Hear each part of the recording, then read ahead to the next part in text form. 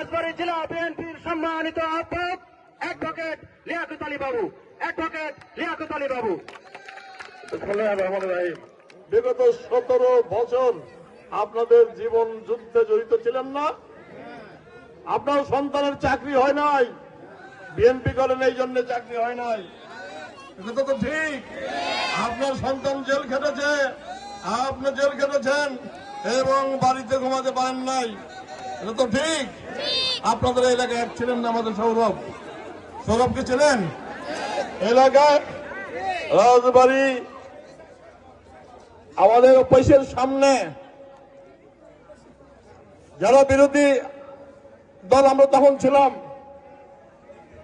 সেই সরকারি দলের আক্রমণে আহত হয়েছিল সৌরভ, আহত হয়েছিল না? এই এলাকার সম্পর্কে আমার জানা আছে। এটা 2 নম্বর ওয়ার্ড।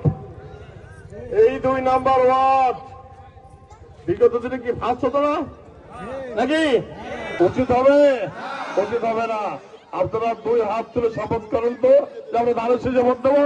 2 হাত তুলে মা বোনদেরকেও আহ্বান জানাই, 2 হাত তুলে। এটা হচ্ছে